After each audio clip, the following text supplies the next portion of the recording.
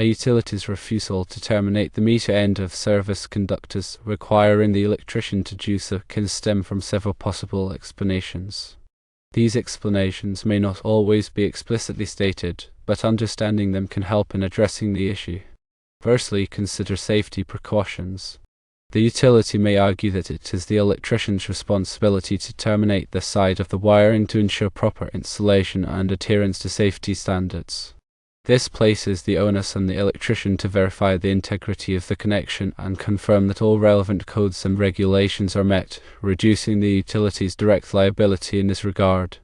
Secondly, training requirements could be a factor. The linemen who install the risers and stub conductors might not be specifically trained or certified to terminate the meter end. This task might fall outside their area of expertise or require additional certifications they do not possess.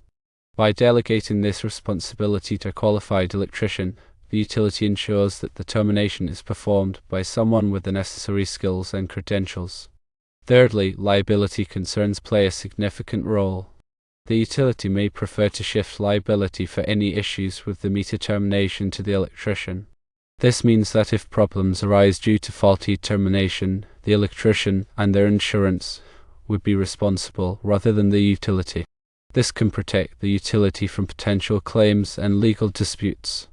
Fourthly, consider historic practice.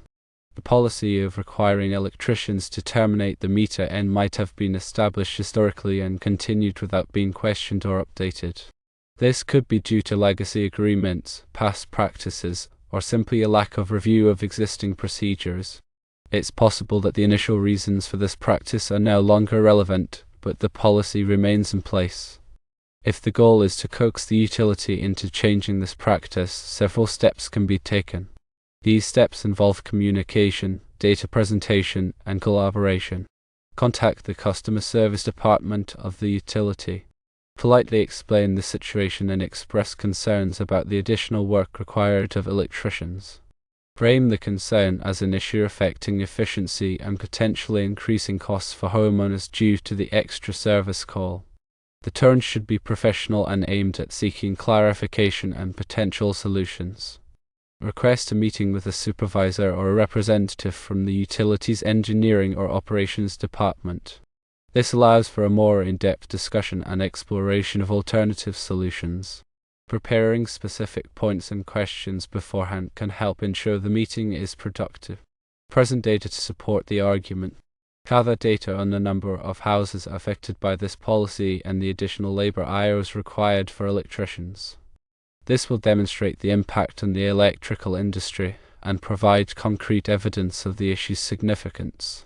For example, tracking the number of service calls solely for meter termination over a specific period can highlight the inefficiency. Propose a compromise to the utility.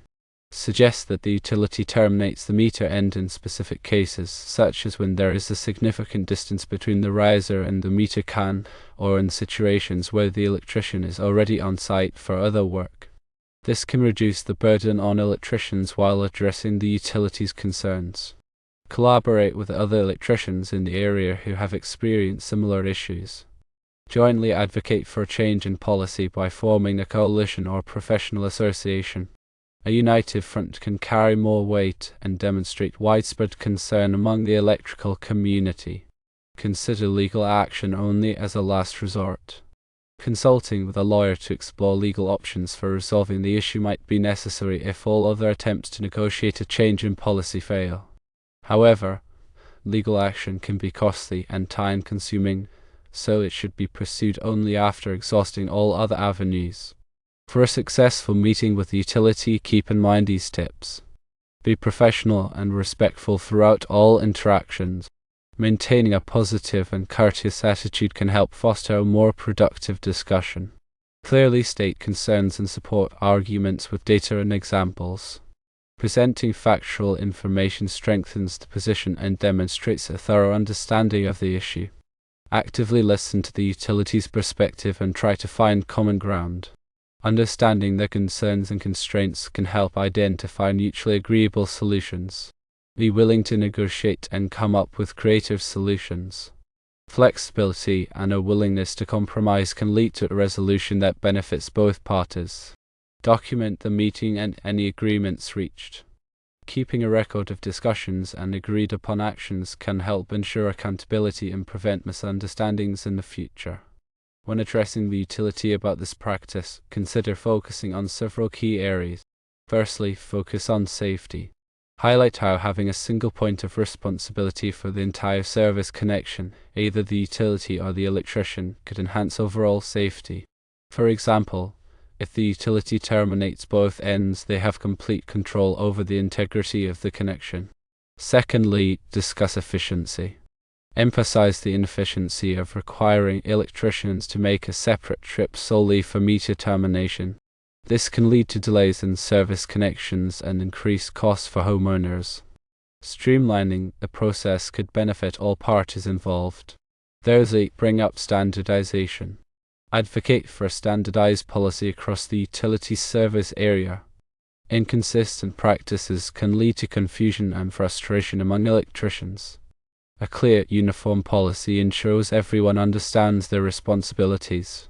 Fourthly, talk about training and certification. Propose that the utility invest in training and certifying their linemen to perform meter terminations. This would eliminate the need to rely on electricians for this specific task and ensure consistent quality. Fifthly, mention customer satisfaction.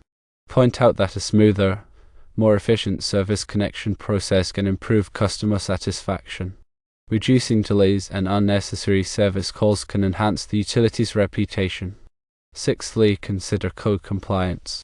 Ensure that all proposed changes comply with relevant electrical codes and regulations such as those outlined in the National Electrical Code, or NEC. This demonstrates a commitment to safety and professionalism.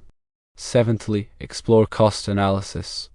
Conduct a cost analysis to determine the financial impact of the current policy on electricians and homeowners.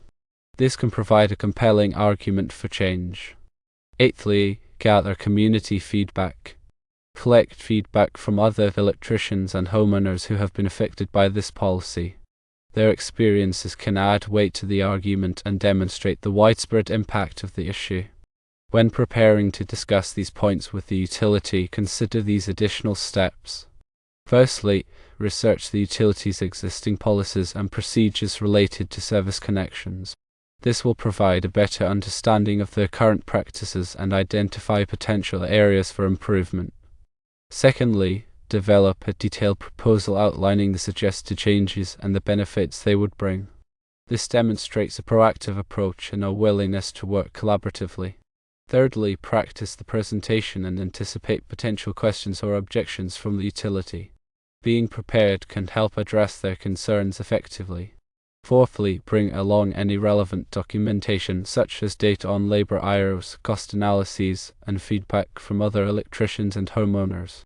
This provides evidence to support the argument. Fifthly, maintain a positive and professional attitude throughout the discussion.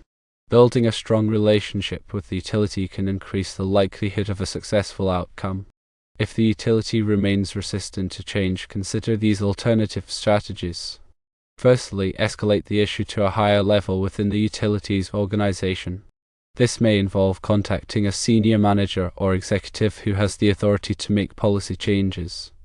Secondly, reach out to regulatory agencies or industry associations for assistance. They may be able to mediate the dispute or provide guidance on how to proceed. Thirdly, consider publicizing the issue through local media or social media channels. This can put pressure on the utility to address the concerns and improve their practices. Fourthly, explore the possibility of forming a cooperative with other electricians to negotiate with the utility as a group. This can increase bargaining power and improve the chances of a successful outcome. Remember that changing established policies can be a challenging process, but persistence and a collaborative approach can often lead to positive results. Keep open communication, be flexible, and demonstrate a willingness to work together to find solutions that benefit all parties involved. In the specific context of electrical work, it's crucial to understand the relevant codes and standards that govern service connections and meter installations. The National Electrical Code, or NEC, provides comprehensive guidelines for ensuring electrical safety and proper installation practices. Some key areas to consider include service entrance requirements, grounding and bonding, conductor sizing, and overcurrent protection. For example, NEC Article 230 covers service entrances, outlining the requirements for service conductors, service equipment, and disconnecting means. Understanding these requirements is essential for ensuring that service connections are installed safely and in compliance with code. Similarly, NEC Article 250 addresses grounding and bonding, which are critical for preventing electrical shock hazards and ensuring proper operation of electrical equipment. Proper grounding and bonding practices help to create a low impedance path for fault currents, allowing overcurrent protection devices to trip and energize the circuit. Conductor sizing is another important consideration, as outlined in NEC Article 310. The size of the service conductors must be adequate to carry the load served, taking into account factors such as ambient temperature, conductor insulation type, and dirting factors. Undersized conductors can overheat and cause a fire hazard, while oversized conductors can be unnecessarily expensive. Overcurrent protection, as covered in NEC Article 240, is essential for protecting electrical circuits and equipment from overloads and short circuits. Overcurrent protection devices, such as circuit breakers and fuses, are designed to trip and interrupt the flow of current when it exceeds a safe level. Selecting the appropriate overcurrent protection device for the circuit is critical for ensuring electrical safety. In addition to the NEC, local codes and regulations may also apply to service connections and meter installations. It's important to consult with local authorities and inspectors to ensure that all work complies with applicable requirements. Furthermore, it's essential to follow manufacturers' instructions for installing and terminating electrical equipment, such as meters, service panels, and conductors. Proper installation practices can help to prevent equipment failures and ensure safe operation. When discussing the utilities policy with them, it may be helpful to reference specific sections of the NEC or local codes that support the argument for change. For example, if the utilities policy conflicts with a specific code requirement, this can be used to demonstrate the need for a policy revision. Additionally, it may be beneficial to involve a qualified electrical engineer or code expert in the discussions. Their expertise can help to clarify complex code issues and provide technical support for the proposed changes. By demonstrating a thorough understanding of electrical codes and standards, electricians can strengthen their position and increase the likelihood of a successful outcome. In summary, addressing a utilities policy requiring electricians to terminate the meter end of service conductors involves understanding the potential reasons behind the policy, gathering data to support the argument for change, collaborating with other electricians, and engaging in constructive dialogue with the utility.